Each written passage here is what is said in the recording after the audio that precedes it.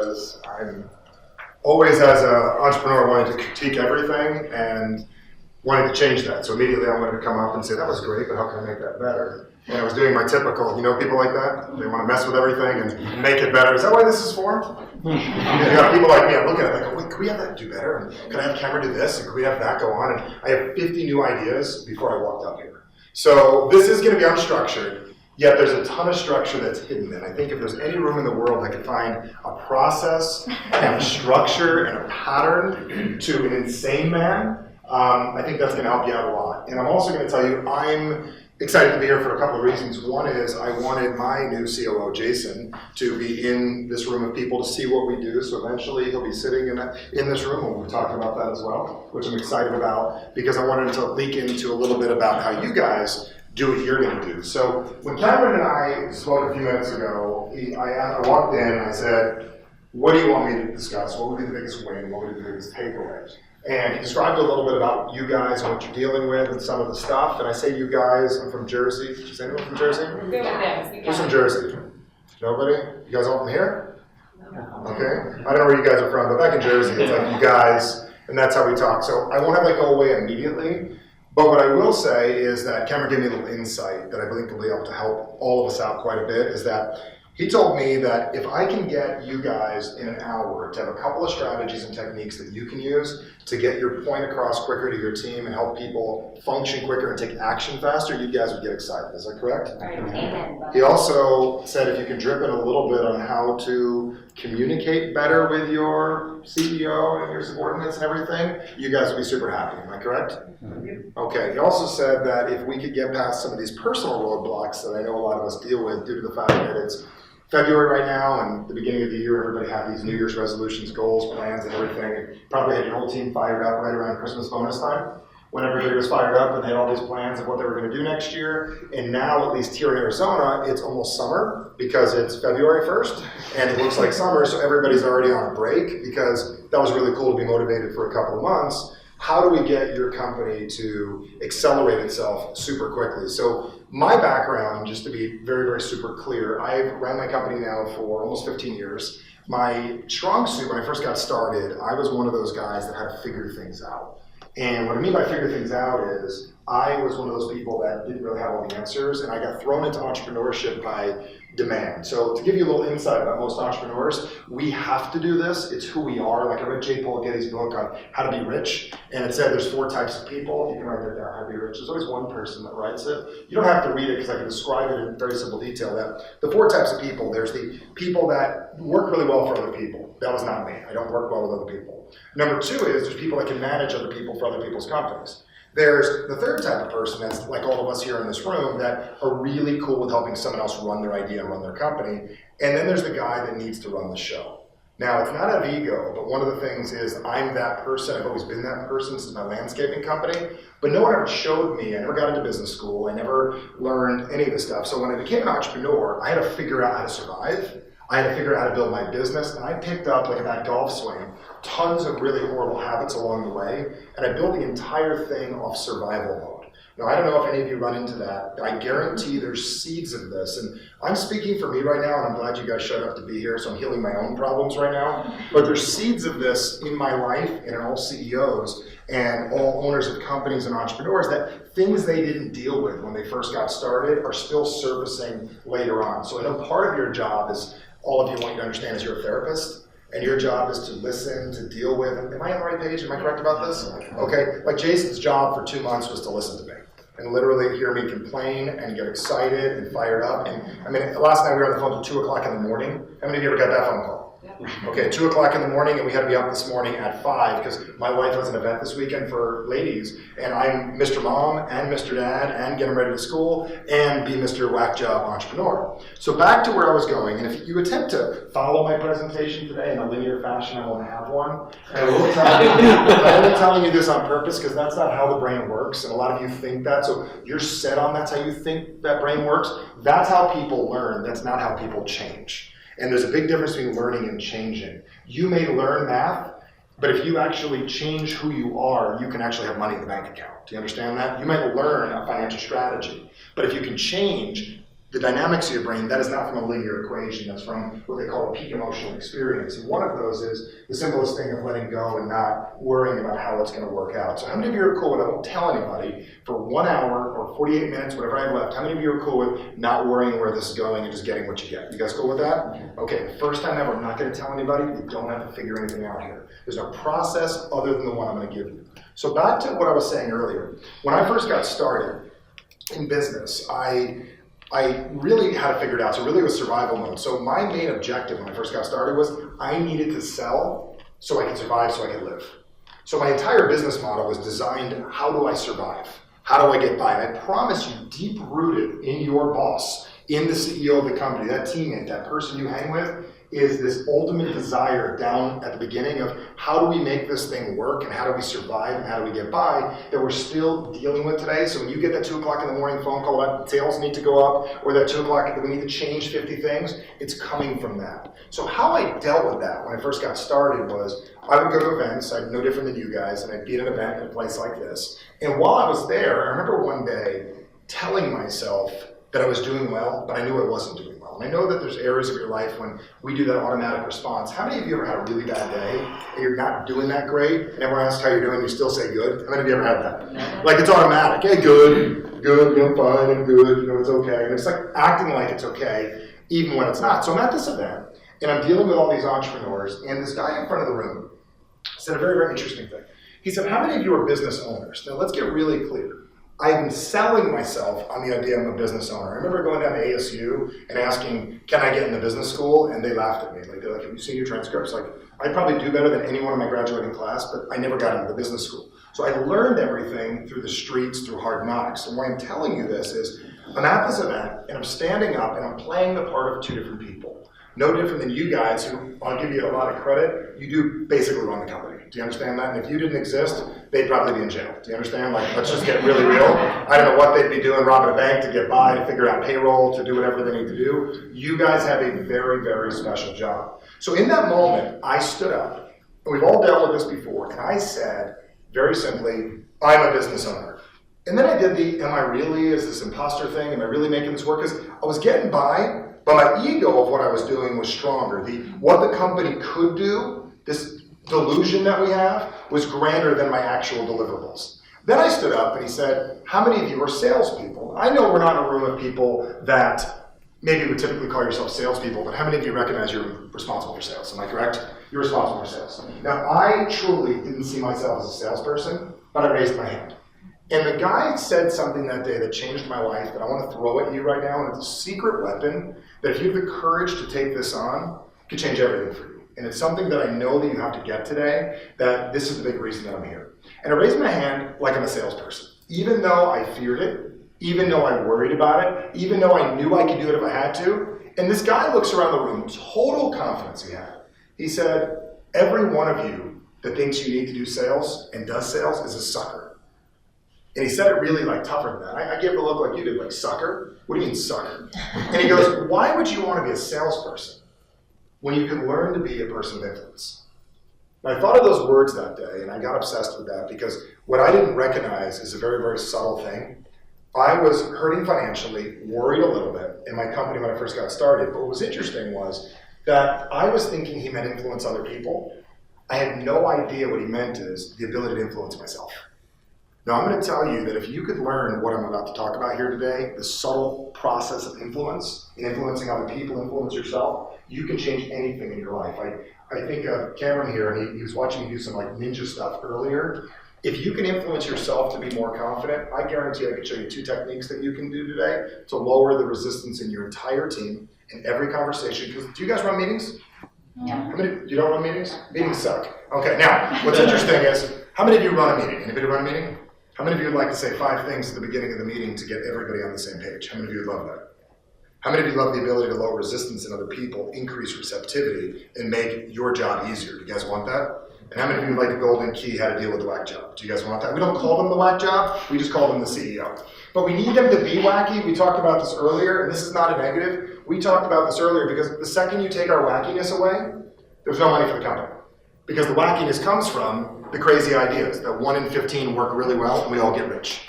So what I want to show you right now is a very, very simple process. And it's a subtle thing that most people don't miss, that all of you can do. That as soon as I'm done, I'm going to show you what we're up against, and then I'll answer questions, and I can help you from there. And I'm also going to tell you that when you watch me today, I'm different than Cameron and most other people that you're going to see speak in the rest of your life. And I'm going to ask you to do something different. And I'm going to say I'm different than Cameron for a very specific reason. I'm different than your experience of him up till now. And I'm going to ask you to see things differently after today, because I believe one of the biggest challenges that we have in this world is we go into events like this. You guys have plans for everything other than this simple plan. How are you going to get the most out of this? You showed up here. And literally, I'm going to tell you, you didn't have a plan. Like, what's your plan for being here? I'd love to hear this. Because you're a plan, right? Yes. So what is your strategy for learning, implementing, and executing what you learn here to kick some ass when you go home? I listen. I do a lot of listening. Very good. How's it working for you? It's going well so far. Okay, good. I have a better strategy. Is that work for retaining? Retaining what I've learned? Yeah. For me, when I write it down. Yes. How would you like to have it? How would you like to have it affect you emotionally and literally get it where it's automatically in your brain? You can recall it anytime you want. Would that be more effective? Absolutely. Do you believe there's people that have better learning strategies than you guys have here in this room? Yes. What most people never realize is there is a way to take in information where I have trained myself, and I'm going to show you guys how to do this, how to literally slow down time. So when you hear Cameron later today, and he speaks, and other people in this room speak, and you share, how many of you would like to bring that with you, and it sticks with you pretty much forever if you want it, and get rid of the shit you don't want? How many of you are cool with that? So there's a strategy for that. Does anybody else have a learning strategy? This is the question. So Cameron, write this down. It's a learning strategy. Does anybody else have a learning retention strategy that they knew before they showed up that this was going to be different than third grade English? For most of us, your strategy is simple. I'll sit here, I'll see what it takes, I'll write down some notes, I may look at them later, but you don't have a strategy that allows you to learn. Now, why I know this is, I have the ability, and I did it this last weekend, to teach anybody how to do anything in a matter of minutes. I've taught people how to take a process of learning how to do a chiropractic adjustment, and took 4 years of chiropractic school, and I showed a group of people, and I don't even know how to do one, in 4 minutes how every one of them could do it. I've taken people that have feared hula hooping their entire life, and 30 seconds later have the ability to hula hoop. I'm also going to take a room full of you guys and show you how to get the most out of every event from this day forward by learning very simply. So the first thing I'm going to ask you to do, and this is an interesting strategy, is I'm going to ask you to think about this. Let's play a little game here real quick. And this will be very helpful for you guys. And why I'm bringing this up is twofold. One is, this is for you, and two is, I need you to think about this the next time you communicate with anybody from this day forward. So number one is, I'm going to do it to you. And number two is, from this day forward, I want you to do this for other people. I'm reading this book years back, and it's a simple book, and you don't need to write down the name. But it's Moshe Feldenkraus's book, The Elusive Obvious. And if you think of the word, it's like this obvious thing that most people miss. And it says, very simply, why is it that the average, anyone have kids here? You raise your hands high if you have them. Raise your hands if you want to get rid of them. Okay. Anyone have a teenage girl that can help me with this because I need help? She wants to go to a concert with a bunch of guys that we don't know this week. Okay. Yeah. What's that? Yeah. Do you talk to her? I will totally talk to her. Okay, good. I'm just kidding. She's a good kid. So what's interesting is, and you might think that why am I going that way? Pay very close attention to the things I'm doing. That wasn't random. There's a reason for what I just did, and I want you to pay attention because I want you to get this.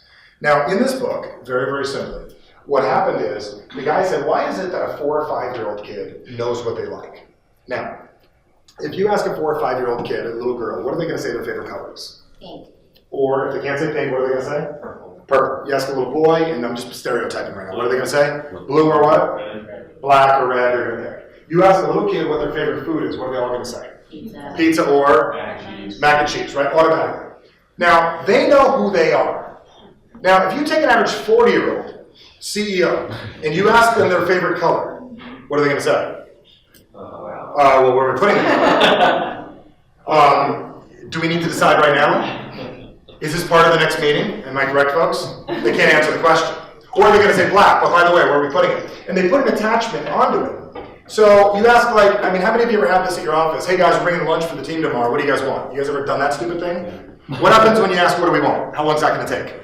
You got to pull it. You got to process it. You got to hire an extra person to bring them in. You got to analyze the handwriting. Am I right? It's a process. But if you ask a little kid, what do we want? 5 seconds later, Domino's is on the phone. Am I correct? Instantly, it's ordered. So what is that gap and what happens? Now, I want you to understand this because I know a lot of you are working on balance in your life. How many of you would love more balance?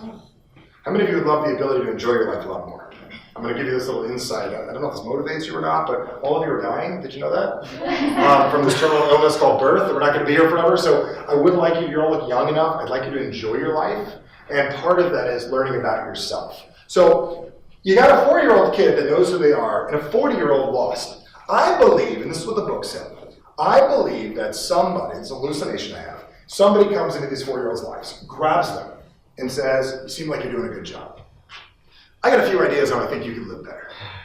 Here's how to live. These people are very creative. They're parents, grandparents, priests, rabbis, you know what I'm saying? Good teachers, business owners, good well-meaning people. And they say, you know, here's how to live. If you do what I do, even though it hasn't worked for me, it may work for you.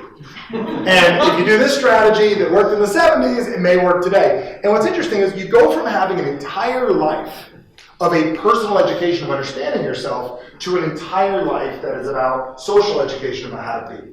This is a fascinating thing. Like, I'll give you guys an example here real quick. I'm going to show you what you're up against in a meeting. Who here has ever got a flat tire before? Okay. Could you help me? Sure. Sure means what? Yes. I just want to tell you how CEO refers to sure. Sure is very equivalent to that. We don't mean it, but we don't like that. I'm going to tell you there's no definitive answer. So I'm going to give you entrepreneur speak. We don't like sure, because sure is kind of like a screw your mother. Does that make sense? So I'm being serious. We want to hear what? Yeah. Yes, I got it, I own it. Definitive language means that they will leave you alone. Does that make sense? So sure is one of those wishy-washy terms. I let my kids curse, which is probably weird, right? Where are you from? I live in California. Okay, if you said Texas, you probably would shoot me for that, because the Texans, anyone from Texas? You don't have to curse in Texas, are you? I don't know what curse. Okay, good. Where are you from in Texas? Austin. Oh yeah, you guys curse in your world. Yeah. But if we're from Dallas, it's a whole other world. It's like being from Edmonton, okay? It's different than Whistler or Toronto. Now, I'm trying to connect that. Edmonton. But while you're so busy wanting to connect that, and we're so busy wanting to figure that out, something's happening that you don't realize. I have an alternative motive here that I'm showing you guys all use, and I want you to get this. Now, remember that thought, it's huge. So we were a second ago, why I let my kids curse. I'm totally cool with them saying like, they can say shit, they can say words like that. Because if my 5-year-old says holy shit, I know something's wrong. So we run to the other room. If she says holy poop, we don't know anything's wrong, right? I don't let them say like the C word, like complacent, or like the T word, like try, or maybe, or sort of, because those are deadly words. And if they grow up and say things like that, they'll never relate well with the right people. So could you help me right now? Yes. Will you jump up here real quick? Thank you, Aaron. Everybody give Aaron a round of applause.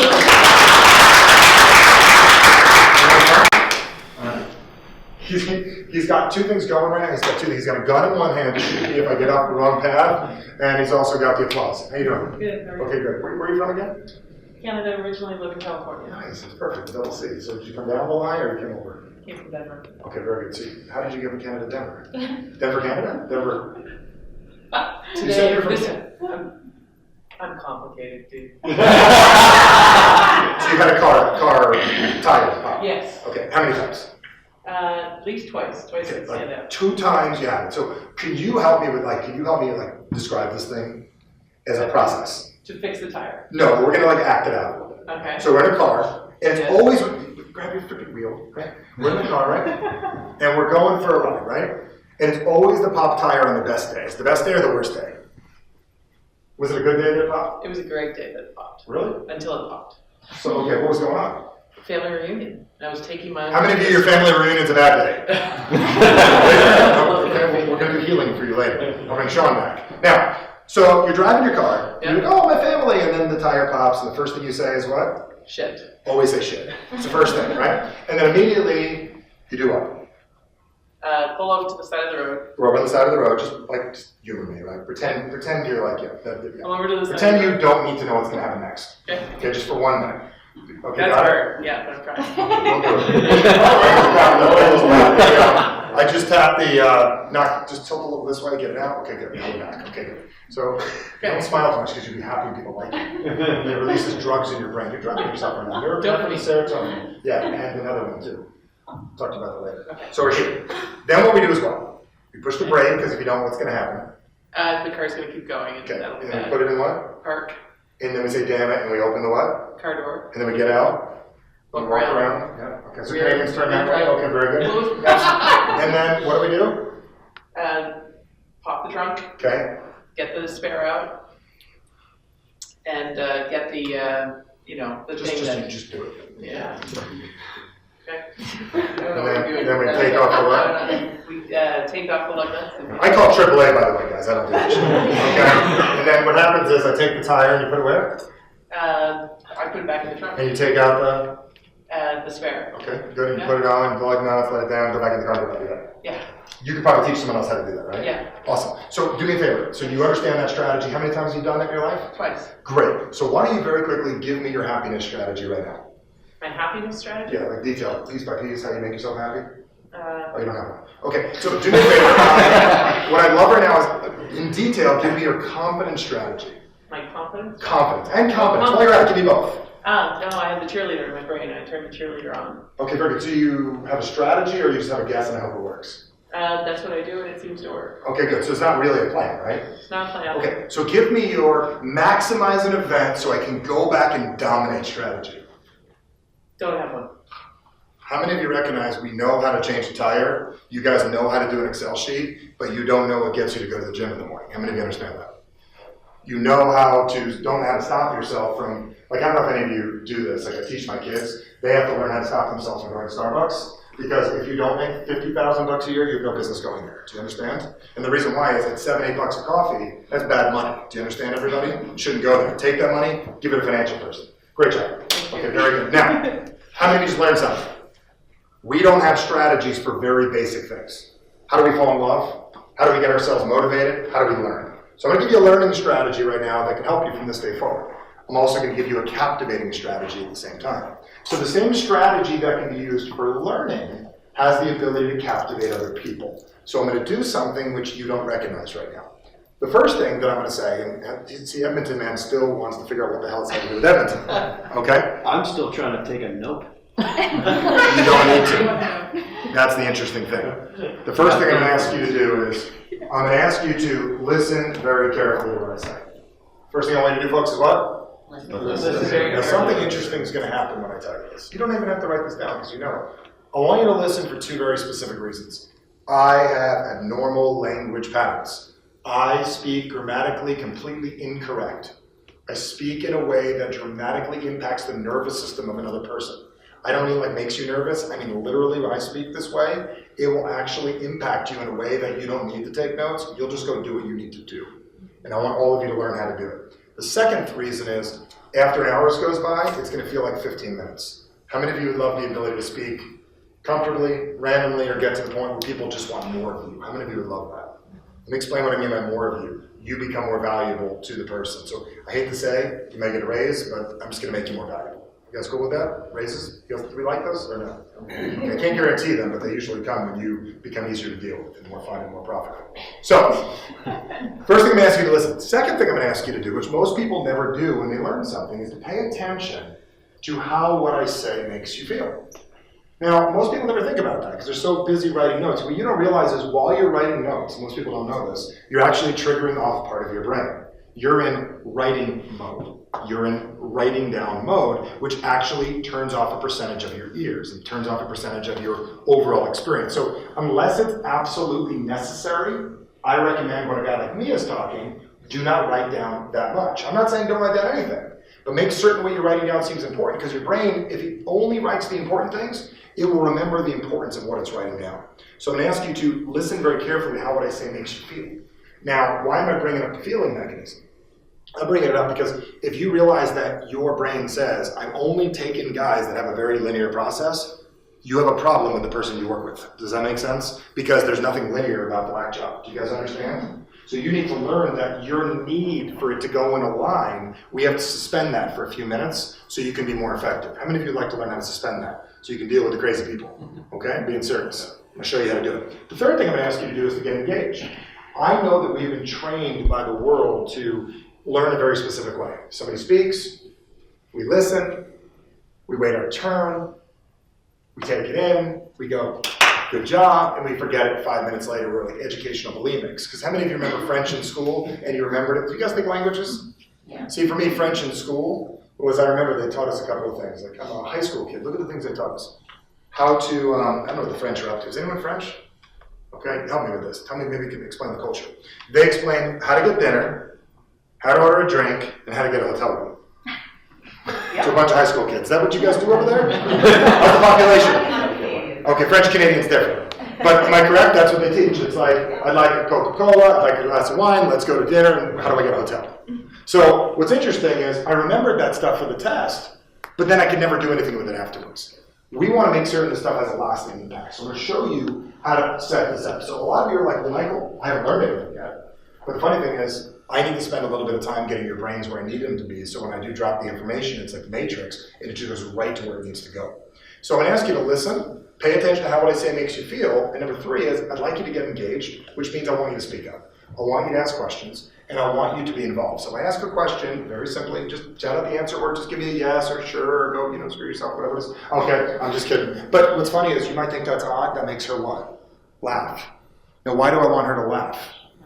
Because what? Peak emotional experience. Part of my delivery is we need to play with this in a way to get somebody's attention. So if you want to take a note, a very simple note is our job as communicators, because guys, I really think it should be that you're not just operations, you're communicating the message of the company to the people to get it done. You're communicating garbled stuff that makes sense to one person to everybody. Did I say that clearly? Was that articulated correctly or was that negative? You're taking a garbled thing, because I'm the garbler, I'm the head garbler in my company. And I explain it, I live with my wife, and I explain her the garble, and I probably drive her nuts. And then she would articulate, now we brought Jason on to help as well, to articulate the message out to everybody. So one of the things that I want to show you is that in order to understand influence, I'm going to give you a couple of very, very slick examples so you can see it, to understand auto programs. Every person that comes into your contact with you has a set thing that they were going to do automatically.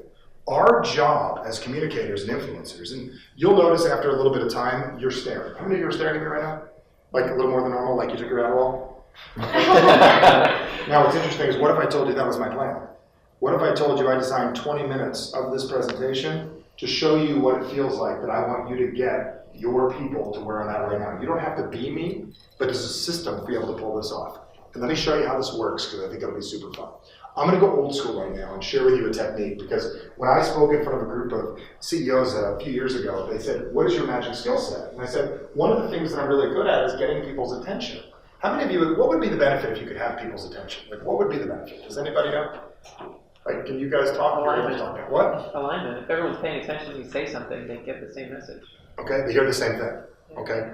So is your presentation about delivering the material, or is it first about getting their attention? Most people, you just want to what? Deliver the material. And the reason you want to deliver the material is you're excited about it, and you think they're excited. But here's what you're up against right now. You're up against who's Susie sleeping with? Does that make sense?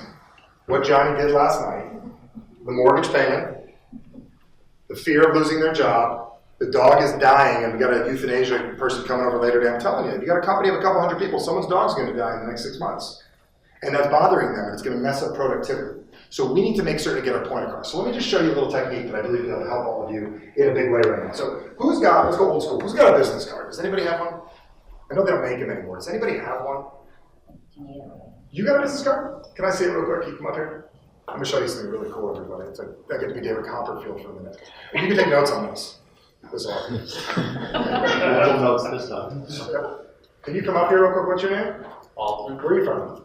Canada? Los Angeles. Okay, Los Angeles, Canada. Very good. So, how often do you give these out? Never. Okay, never. How old are you? 28. Surprised you have all this. Okay, do you have a phone? Not on me right now. Would you? Yes. This is how they answer these questions. I asked, do you have a phone? He's like, you had to be very specific, didn't he? Is that what I was asking? What was I asking? Do you have a phone? What did he tell me?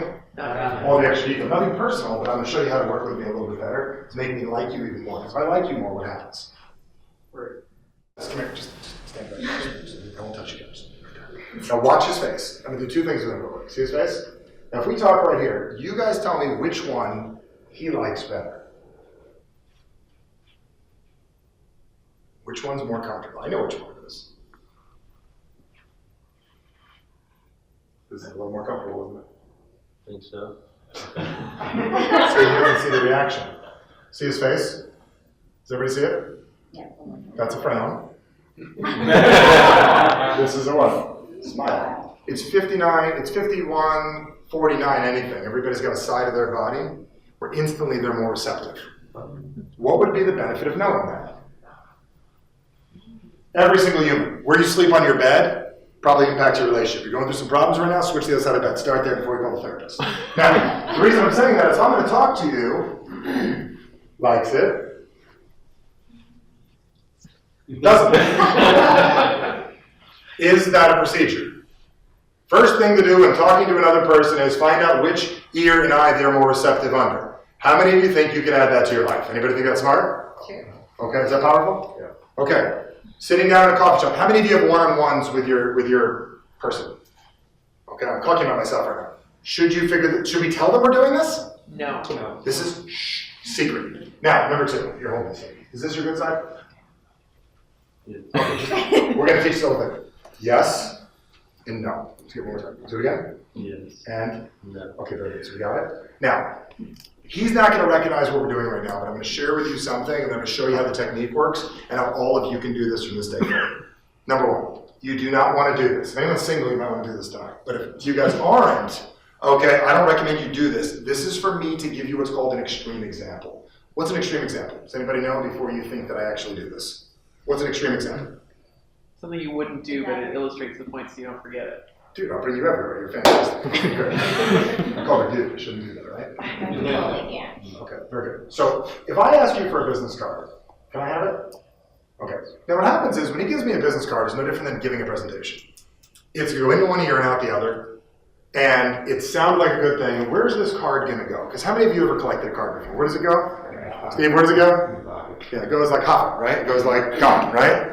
Not around anymore. Am I correct? Right. So it goes in my pocket, and when's the next time I see it? The next time I check Facebook and realize when did I wear that blazer last, and I can wear it again, right?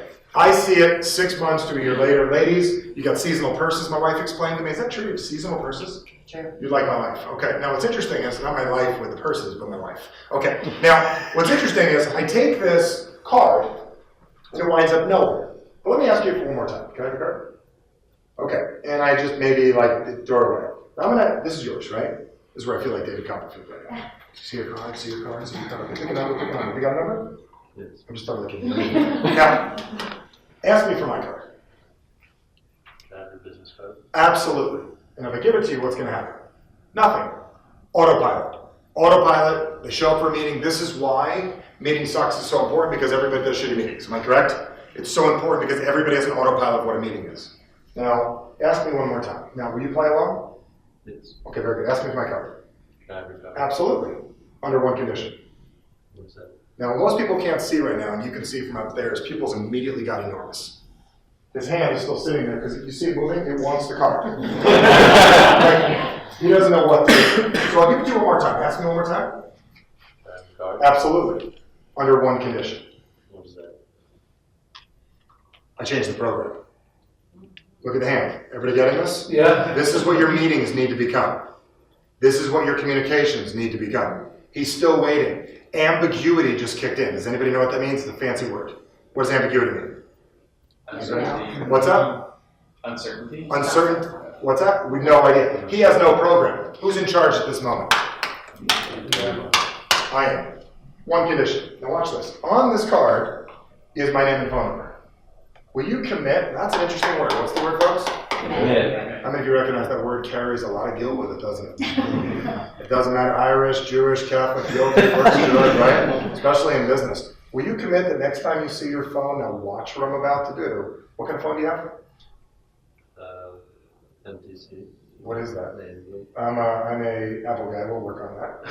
That's called flirting. What's that called, folks? You don't think I'm flirting with him, but guys can flirt, we can all flirt. It's messing around with somebody. Now, why do I want to mess around? Why do I want to create a battle? Look, you got a Samsung or something? What is it, a Samsung thing?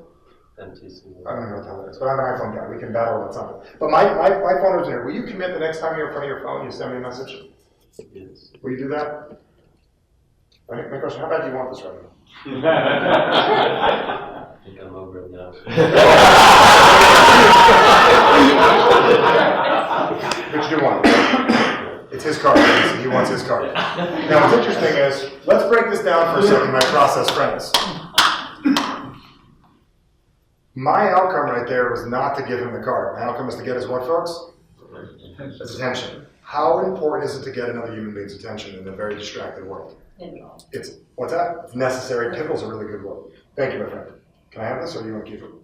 You can have it. Thank you, appreciate it. Glad to see you. Thank you very much. Now, let's talk about what just went down. Let's break down a process. Can you guys help me? Because I'm not a process guy. I'm just the guy that does crazy shit and it works really, really well. So what happened is, I had an intention when I first met him. The first thing I wanted to do is to get his what, folks? Attention. How many of you recognize that most of us walk into situations where communicating with people that we never take 2 seconds to get their what? Let me show you how simple it is to get a group of people's attention. So when you start a meeting, what are most of the things we start with? And I'm going to give you a few words. Now, this isn't just meetings, so if you don't do meetings, if you sit with one person, I'm going to recommend you do. Am I sitting by the right ear? And don't doubt yourself the whole time. Just think about that. I'm giving you a couple strategies. Number 2 thing we do is we want to get their attention. So how do we get to the person's attention? What's something we can do? Like, how do most people start a meeting or a conversation? How do most people start? Who can give me just a shot at this? And you guys do this stuff 24/7. How do most people start? What are the first few words out of your mouth, Mr. Hoffman? How you doing today? How you doing today? That is an autopilot question, correct? What is that going to trigger? Nothing. The same thing we always get.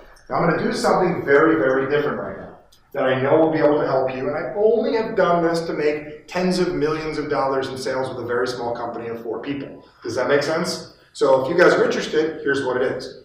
I would say something like this. Now, do what you want, folks, with your day, and I'll say this very simple word. Look. What happens when you say look? You can't figure out where to go. What's the word, folks? Look. Now, it doesn't have to be that weird. I can say look. There's a few things I want to share with you. Here's another word. Listen. What's the word? Listen. Now, you probably say these things. I do it strategically. You do it randomly. Now, you're calling me the whack job. But I'm asking you to be the communicator and to do the message. So one of the things I'd say, look, listen, I got a few things to share with you. Now, if you remember what I did earlier to prep the meeting with you guys, I told you to listen to what I say, pay attention to how what I say makes you feel, and get engaged. And at that moment, we overload the nervous system of another person. Now, I've been studying one of the best in the world at a little something called NLP. If you don't know what it is, it's the ability to use words to affect another human being's nervous system. I used to say I'm one of the top 10. I'm like the best. There's nobody better than me at this shit. I'm better than one of the guys that invented this stuff. I'm so good at this that I'm obsessive about it, and I want it to get even better. So when people could do things in a minute, I want to do it in 15 seconds. I say that very modestly as I share that with you right now. So instead, if I want to get my point across to Matt, my first thing I want to do is I want to say, Matt, look, does that insult you when I do that? No. What does it make you do? Look. Isn't that what we want people to do? Look, listen, we've got some things that I know that we can do. Now, what's fascinating about it is our job as communicators is to do this. And then I'll help you guys out with a couple things is to get their attention. And number 2 is to make them aware. Now, what we have to do is we have to break their pathways that they currently have.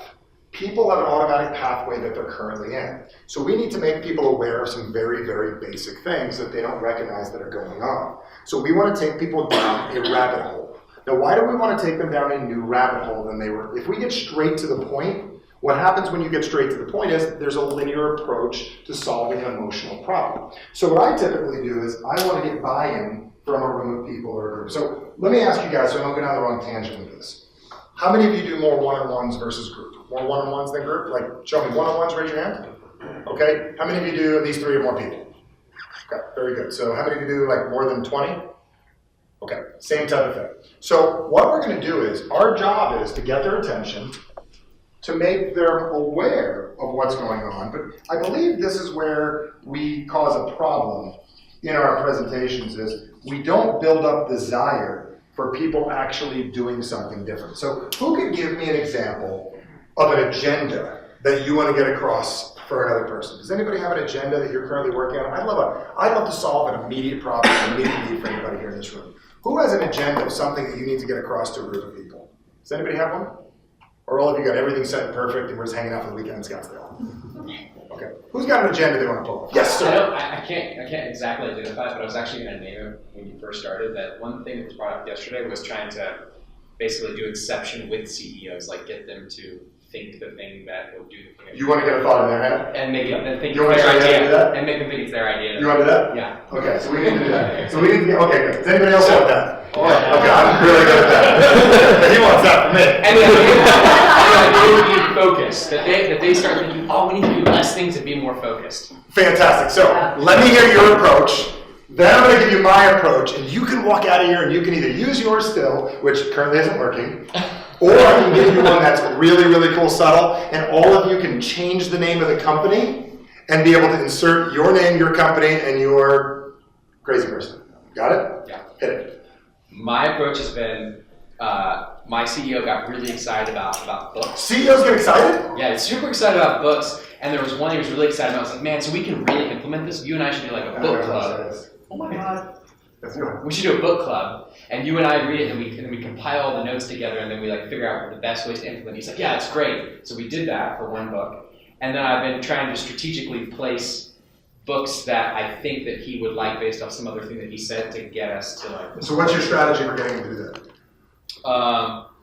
Do you have The his one thing I attention? utilized was like his idea was this thing, so I was like, Cameron and all these other people in this group really like this book, and so he's pretty persuaded by what other people think like that. So he was like, "Oh, cool! Like so that book." So now we're reading that book, and he's really stoked about it now. Very good. So it did work. Yeah, it worked. The focus thing though. So that book is more kind of like our relationship and organizational type stuff. But the getting to a book where is really going to get him to like be interested in focus. You want to make an unfocused person read a book about focus. Well, here's the interesting thing that he did. If he thinks it's his idea and he's excited about it for a while, then yeah. So be Okay. focused on And reading it the book kind first. of, he actually started saying, yeah, he who chases two rabbits catches neither. And I was like, man, I love that saying. So I keep saying, God, I love What that is your saying you outcome say. for this conversation? I will give you verbatim what to say. What is your outcome? I want him to be really, really stoked about focusing on less things. Do you want him really stoked, or do you want him to focus on less things? Focus on less things. But you said you want him really stoked. Well, because that seems like that's what he ends up doing, that's what he's stoked about. Got it. Okay. So It one sounds like a logical plan. It's not like, oh, we should be more focused because of this thing. It's because it's like emotionally he's really involved in like that somehow focus is a valuable thing for him. got it. So Nice. does he agree that focus is already great? You're explaining this like a CEO. I mean, yeah, on like an idea level, but like his behavior is totally not aligned with that. Very good. So you want to change his behavior. Okay. Why do we want to change it?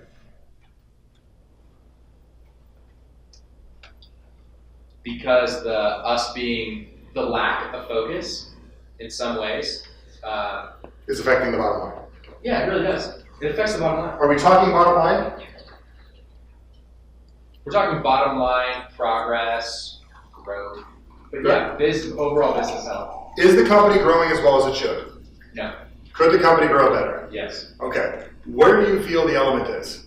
Do you feel like it's really focused? Yeah, it feels like an 80-20 rule. Like we're spending this time on too much shit that really doesn't do anything. Okay, so I wouldn't recommend to do this, and I'm not certain this will work today, but I'll just throw this by you and maybe we can make it work. And I'm going to throw this by you guys and tell me if we're getting it right. And Cameron loves this one. I do it all the time. Have you noticed how much the world has changed in the last 5-7 years? How many of you have noticed that? Have you noticed that? The world has changed dramatically. And if you have asked somebody a question maybe 5 or 6 years ago, they would have known the answer. But nowadays, what is the first reaction people do? What do? They check on their phone. And do they just check the answer, or do they also check their email and everything else at the same time, and their Facebook and their Instagram, correct? If you've noticed recently where most productivity goes down in most companies, it's their phone. And the reason a lot of times, am I correct about this? Because what do employees do? What are our staff doing on a regular basis? What are they doing? They're checking Tinder. They're checking Facebook, right? Steve, watch that stuff, right? Okay. They're checking Facebook. They're checking everything else. And you know what that productivity does? It destroys the bottom line. So if there's any way that we can be more effective and have an edge in this marketplace is to really harness the ability to focus. Now, I know we're up against most of the world. Now, this person's a very competitive person, aren't they? Very competitive. I don't know if we're going to be the first person to be able to do it or the first company to pull this off. But I want to see if we can do this. I know it's a creative idea and you're the creative guy, but I just want to think about it. could we find a way to do our company differently than other people? Because he or she who figures out how to focus the masses is going to be what Facebook is doing right now. Because Facebook has people's focus. We've got to find a way to get that back. So I'm going to search out a couple of books on this subject. Are you on board for helping us do this? Do you see what I'm doing right now? Mm-hmm. What am I doing?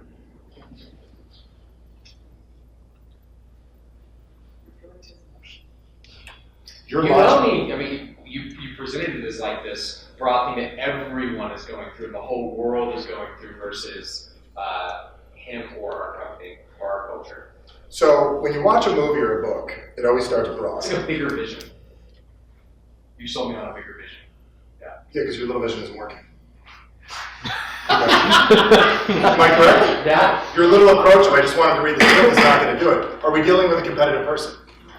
Competitive people need a battle, don't they? So we need to say, like, look, I don't know if we're going to be the first people to be able to pull this off, but Mark Zuckerberg has got us on this one. He's got focus, and he's using it against us. So if we could find a way to focus, do you imagine the volume that we could do in business if we could figure that out? So do you recommend we start reading books? Or what do you recommend? Do we read books on focus? Do we have focus meetings? What should we do? And what happens when you ask that question to the CEO? What do they always ask you? Go figure it out. What do they say? What do they say? So you want me to come up with some solutions? I will. This is a little something that I do at the end of my meetings. I taught this at one of Allison's events the other day, and this is really, really powerful. I say this at the end of meetings. How would you like to proceed from here? So if you guys start asking that question, what is every CEO going to do? They all say the same thing. Hey, you ask me, how would you like to proceed from here? What do you think we should do? I'm going to put it right back on you. How many of you recommend that you should end your meetings with, how would you like to proceed from here? Everyone's going to say, what are they going to say? What do you think? Give me a few minutes, I'll come up with a solution. Are you okay to go with that? So what you need to do is to give him the ball and tell him to throw it back to you. So draw the big picture, the whole thing about focus. And I don't know if we can be the first people to do it. Now, why are we saying that? You know this person well, what would that do to them?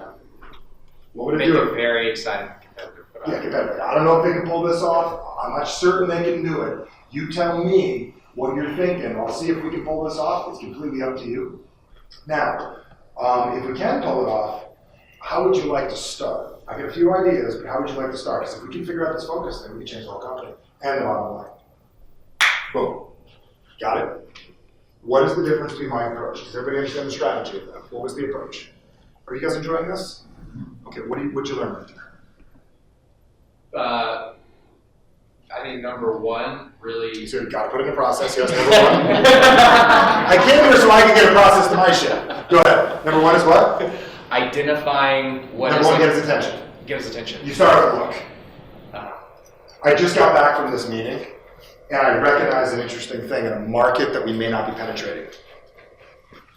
They like penetrating. Okay, got it? Now, what's funny about that word is that word has emotion in it, doesn't it? The word's powerful. Penetrating the market. Do you understand it's powerful? It's versus we can expand our market. We can penetrate into a new market. Got it? We're speaking good? Yeah. So first thing is get their what? Get their attention. Attention. Draw the big what? Vision. Big picture. Vision is first thing, correct? Draw the big vision of what we could do. Then we narrow it down. Now, who's responsible for that vision? Them. And what's the first thing they do when they're given more work? Who do they give it to? Us. And who's in control? You are. You see the buy-in? Everybody get the strategy? How many of you think you can pull this one off? Are you going to do this also? Yeah. Do you got one of these to do? No. Okay. Not right now, but I'm Just thinking. find somebody to do this to them. Now, very good. So let's get back on track. Let's get back on track. What are we learning so far? I don't have much time. What are we learning? And then I have 3 more things to do. What are we learning so far? Anybody know? What's up? 12 minutes? Okay, good. 12 minutes, am I getting the cane? Okay. What are we learning so far? Who can tell me? You know, it's hard. You want to look at your notes. How do you get attention? Number 2, make people aware of things they didn't notice already. I'll teach you guys how to get people to agree with you very quickly. Teach you a little technique that's simple. I can get all of you to agree and say yes to certain things, and it's so simple by communicating a little differently than most people. Now, we've all heard of pacing before, and this should be interesting. You write this one down, Cameron. You'll like this. Okay? Now,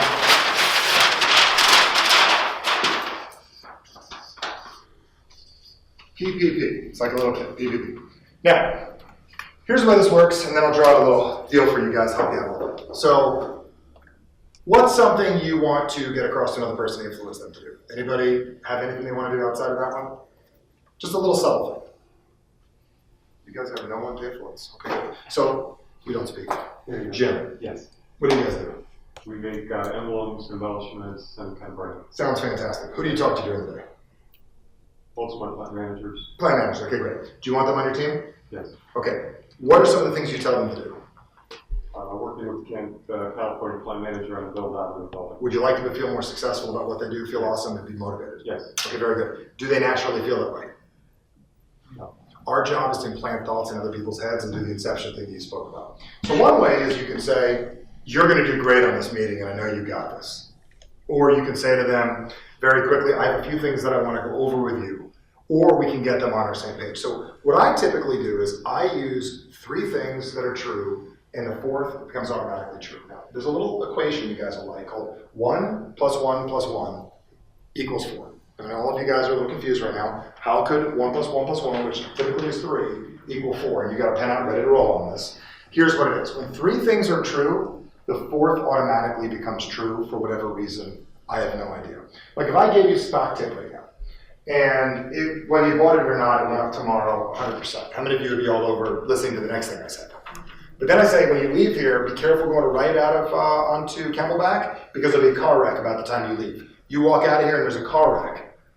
How many of you would be like, whoa, that's kind of weird? And the next day I say, Disney stock is going to be cut in half tomorrow. And literally it's cut in half tomorrow. No matter what I recommend after that, you're going to listen to me. The unconscious mind is more powerful than the conscious mind any day of the week. And all of us run on auto programs. So here's the way I do this technique. If I want Jim to agree with me, I could say, Jim, you need this. And his COO brain is going to go, I'll agree, but I don't agree with him because I don't know what he's talking about. But if I said this, you know, Jim, as you're sitting there and you're listening to me and I've covered a few things, you're beginning to realize this makes sense, doesn't it? Yes. And the more you listen and the more you pay attention, the more you realize you need this now. Yes. He just agreed to nothing. He just agreed to nothing. And some of you are like, well, what's the point of that? Well, with your kids with their homework. Okay, start there. Or yourself. If you want somebody to get buy-in, one of the first things you can do is start pointing out obvious things. You know, as you're sitting there right now and I'm about to get started with this meeting, the brain is like, yeah, I am sitting here. And we are about to get started with this meeting. And we're leaking drugs in people's brains. And some of you are thinking, well, where would I use this? Here's the answer. Everywhere. And you can change it up each time. You know, as you're sitting there and you got the water in front of you and you've been looking at me a little while, your brain just, whether you realize it or not, your brain was just checking that all out, wasn't it? Your brain unconsciously was going, there's water? I'm here? He's talking? And the next thing I say, you're automatically in yes mode. So you know, as you're sitting there and you're looking at me and I've covered a few things, some you're getting, some you're not, correct? You're going to start to realize that a lot of the stuff that I'm saying has some validity in certain areas of your life. And the more you listen and the more you pay attention, you'll know you need this.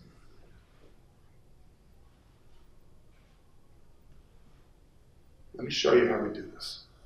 And it's very simple. I got one last thing to cover with you, and I have 7 minutes. Am I correct, Cameron? Yeah. Was that exactly 7 minutes? That would have been so cool for us. 8 minutes. Okay, I was off by 1. You know what happens when you're off by 1 and you're in front of the room? What's fascinating is I just did it again. So let me just subtly hand this to you right now. The reason I brought up the Edmonton earlier thing is it's out of the box and it's abnormal. The reason I want to do out of the box abnormal is I want you to think differently than you normally do.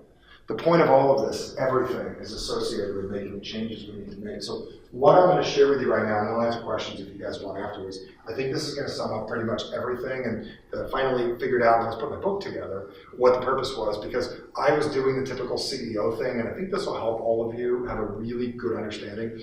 I wanted to do everything, and I wanted to cover everything. Even though I worked with Cameron, and he explained to me you can have 90 books, I wanted to have one be-all, do-all, end-all. Like all of us want to solve one thing. And what's interesting is part of your job is to create clarity in the company and create direction, am I correct? Clarity, direction, competency, and different types of things. So as I describe this to you right now, I think this will be a very important piece of the puzzle, and I can answer you afterwards, what we're up against to make change. Do you feel any burden in you that the company has to be bigger in the next 12 months? Raise your hand if you feel any burden. That needs to be bigger, run better, be more effective. Your job actually requires you to be able to do that. the challenge that you're up against, and this is all the truth. So notice, I'm doing the same technique right now. I'm sharing a truth with the collective. Am I correct? I got most of you on board. Now, what's that word I just said there? Now, what's the word? You may want to write that one down too, and you can always just add those in the middle of any sentence. Now. It always makes you pay attention when? Now. So watch this, and this is interesting. So if you take a look at your life and you take a look at what you're currently dealing with, creating the change is the same as creating the change in your life. And I recognized this recently that every one of you is in a place in your life where you're either doing better or worse than you were before, but more importantly, you're headed in a pretty good direction. You're around somebody pretty good because they believe in you enough to spend the money to get you here, okay? And if you paid your own way, that's very interesting. You gotta really, I gotta find that guy's influence class. But they paid for you guys to be here, and they believe in you enough. So odds are you have a direction you want to go, and you have no interest in going backwards. How many of you agree you have no interest in going backwards, personally and professionally? So what happens in our lives is you get to another level. And I want you to think of this in two planes right now, personally and professionally. You started the second that you said, I'm going to take this job, I'll be part of this company. You said, I'm never going back, and you built a wall behind you. No different than when you go to college or anything, you can't be unsmart again. So you're now I will never go back. So instantly, when you finally get yourself in better shape or you do something, you create this box for yourself. And in front of you, you have this vision of this goal. If you have a vivid vision, you're better off. And if you actually read the book and you're doing it with the company, it's fantastic. And in front of you, you have a vision of where it is that you're headed. You have things that you want. Now, what most people don't recognize is a vision of what you want to do with your company is a want. No different than getting in better shape, having balance, or seeing yourself use one of the tools that I shared. How many of you are willing to use at least one thing I shared? Just one. You guys use one. Don't use 10, one. All I want you to do is use the look technique on somebody today and go, holy crap, it worked. And if you're interested after that, use a listen technique. So in front of you is what you want, and behind you is I'll never go back again. So it's like back and forth. Back and forth. And this is the company. And this is the same thing that the CEO is dealing with. Like, I never want to go back there again, and this is what I want. But what they don't recognize before you showed up, and they actually asked you to help them with it, is they're lowering their shoulder on a regular basis and running straight into the wall. Am I correct? I want that. I want that. How many of you understand what I'm talking about? We got to push sales. I want that shit. Do you guys understand? But you also do that with, I want a six-pack abs. Am I correct? I want a better sex life. Hit the wall. Okay? And you run to the wall. And what's funny is that's your company. That is your company and your freaking life. You're running to the wall. And then to the right of you, in an individual, it would be called your identity. How you see you. In a company, it's our culture. And the importance of this. And here's what's interesting is, I see me as blank, but I want that. So what happens is every night, you go to bed, and this is so urgent. You want to change your life. You're working on some shit in your life right now. You really pay attention to what I said. I covered this with Success Magazine. I had 3,000 people, couldn't hear a pin drop when I explained this little concept to them. You got this wall of what you don't want, what you do want, and how you see yourself. And every night you go to bed and go, I'm going to make it different tomorrow. Really could be different. I know I can get that. And you write your script of who you are, and you put it on your nightstand. And you wake up in the morning, the first question you ask is, who am I today? I could be anybody I want, but who was I yesterday? And you grab the damn script. And you pick it up and you act out what you did yesterday. And let me tell you all about your company right now. I've seen this in my company. I've had the chance to work with enough companies to understand this very subtle thing. Even if you sit on your ass between you and the owner of your company, you're going to wind up guaranteed in at least the same place you were last year, give or take 10%. How many of you have noticed that? You always wind up at about the same damn place. So if you take a 10-year period, you're healthy about the same amount of time. I watch real estate do this, that people will make about the same amount of money in about a 10-year period. In a year, you could sit on your ass, your company, and because of a little something I'm going to share with you in just a second, that every one of you has to change, and you have to change as quick as possible, you're going to wind up in the same place at the end of the year automatically because of something automatic that's built into all of you. So if you have 9 months sit on your ass, nobody does anything, you guys all take a break, you guys will figure out a plan in the last 90 days of the year to fix it. How many of you know what I'm talking about? Like, let's say a little low-end sales, and then we had a few high-end sales. And then some years we have all high-end sales and no low-end sales. You watch this, like, companies that have McDonald's as a client, and McDonald's like, well, we don't have the little guys anymore, but we got McDonald's. And then they lose McDonald's, and they get a whole bunch of little guys. And they always make $11,752,000,000 a year, or whatever it is. They always make the same amount. So in your life, you're guaranteed to be who it is you are. The other thing is how you connect with other people. Now I want to be really clear with this. What you don't want, what you do want, your identity, and how you connect with others. See, what's interesting is your company and your life connect in the marketplace as well as your personal life with how you see yourself. So how Michael sees myself is I'm the guy that doesn't want that, but I'm the guy that wants that, and I'm known as the guy that wants that, not the guy that has that, but the guy that wants that. And your company is known as the company that wants that, that's capable of that. So every day you wake up and you be the person that wants what it is you want. You don't actually have it, but you want it. How many of you can relate to what I'm saying in this very strange way? Yes. You've built a box that controls a very specific thing. Your average. Your average is your company. Your average is your life. You are dominated by your average. I even have a chapter in the book called Your Average, which will piss off everybody. But you are average. You're not personally average. Your average communication is your company. Your average influence is your company. Your average is who it is that you are. So when you hear me, your average listening ability is your freaking company and your life. So as soon as you change your average, we could start doing a little something instead of wanting. We could do a little something called realizing. The secrets of this event, not my presentation, the event as a whole, is about understanding that it's a glass wall and having what you want for the company, the vacations, the chill boss, everything cool, them to go away and them to retire off the money. How many of you would love that day? We're like, I'm not going to work anymore. Do you mind just taking over the damn thing? And there's enough money in the funds that you set up that you don't have to work one day. How many of you would love that? How many of you would love to get to that point? Maybe you don't want that. How many of you would love to say, I did that for them? Our job, and I'm talking to Jason and I right now for our company, is to change what our average is on a regular basis, our average way of looking at things. Because this glass wall that's in front of you right now, you're tricking yourself thinking you're getting what you want. We need to get over that wall.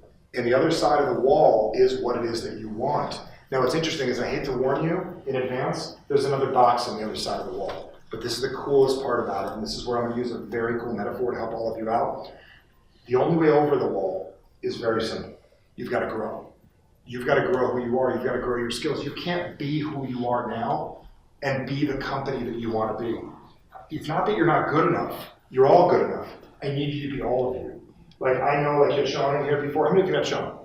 I remember, did they meet Sean? Yeah. Some of them met Sean. Little guy Sean. What's interesting is, I remember him and I talking about this the other day, and a guy said to me, he goes, Michael, how tall are you? I'm 6'6". And he goes, why don't you try acting like it? And I was mad, but I understood what he meant. I play my company as a guy that's maybe 6'1". I got 5 more inches to grow. The second I grow my influence, my confidence, my competence, my desire to learn, like you can't have that problem anymore 30 days from now. We gotta solve that shit. You have to become a master of getting your point across, and then we're gonna become a master of what you do with the extra money. Does that make sense? What you do with your extra free time, how you deal with the new people you hired. Does that make sense? So our job is to grow, either build a ladder or get over the damn wall. But here's what's on the other side of the wall. Another box. But behind you is another wall called what you don't want, going back where you were. And your old want, you're living in it now. I need all of you in this room to really own something very quickly. You can sneeze. Okay. That was impressive. You can sneeze. Now, what's interesting is all of us have this ability. I'm just going to challenge all of you to understand that your company is controlled by the average of your culture. Your company is controlled by your average of your communication and the average of your thinking and your average of how much you think you know. If you're already great, you've got it all figured out already, company's as big as it can be right now. As soon as you own the fact that you're not as good as you can be and there's more inside of you, it's a tough fucking pill to swallow. But as soon as you recognize that you can be more, that person, that man or woman who runs your company, they're going to have the courage to grow as well. So your average is your company. Your average culture, your average ideas, your average of what's going on. I had that whole conversation to just share this with you. You want to change your average? Go use one of these techniques. Make that your new average. You want to change your average? The next meeting you have? Look, listen, throw it out there. Call me and ask me. I'll give you 5 more you can say. Here, use that word. Decide to be somebody that can really bring it to the table. Instead of pointing fingers, I realize you recognize that you need to grow. So enough said. Change your average. Anything else you want me to cover? That's good. Thank you very much. That was good. Thank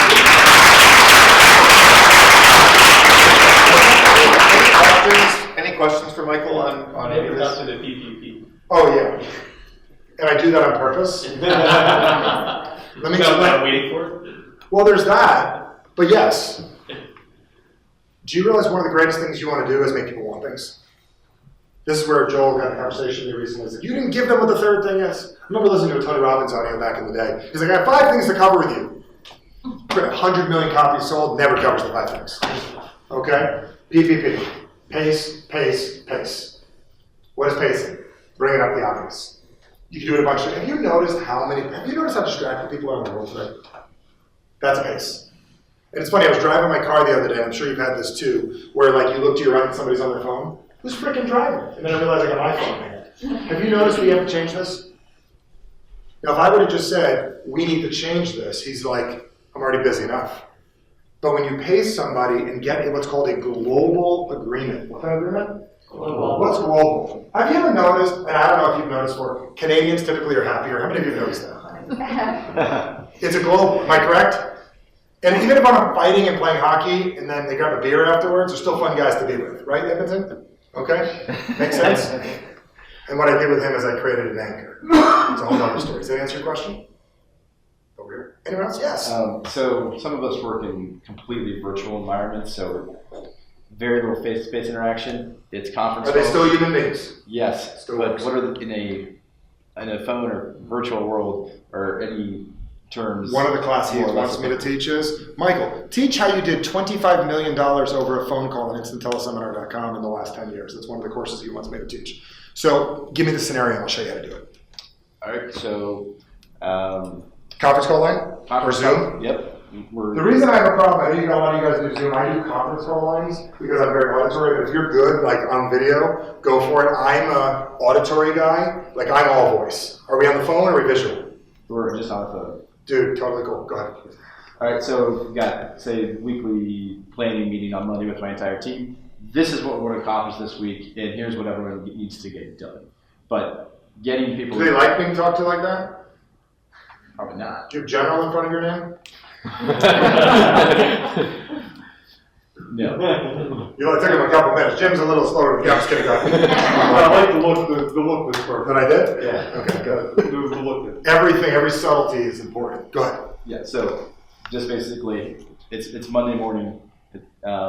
These are the 5 most important things we have to get done. What do we all know about Monday mornings? So, Should we pretend it's not what it is, or what should we do on Monday morning? Where do most people have Monday morning? Sunday. So here's what I would do. Hey guys, I know it's Monday morning. You're able to motivate people, right? Yep. Hey guys, I know it's Monday morning, and probably the last thing you want to do is get back to work, but obviously you know we have to. Is that true? Yeah. If you had a fun weekend, I'm not saying it's over, but that's in your mind, and now it's time to get to work. So what I was hoping we could do is, and I mean, as we're on the phone and we're listening right now, one of the things I'm going to recommend we do is this. Now, one thing I would do, are these cool people? Are they fun? What kind of people are they? Medium fun. What does medium fun mean? Some are fun, some are not. Do we need to make them fun? You can make them fun. Would you like to make them fun? It's Do challenging. people love to be part of something? Yes. Could they help with that meeting? Yes. Do you let them? Sometimes. Can Julie do roll call next week? Yes. What would happen if Julie does roll call? Do you have a Julie? I have Tracy.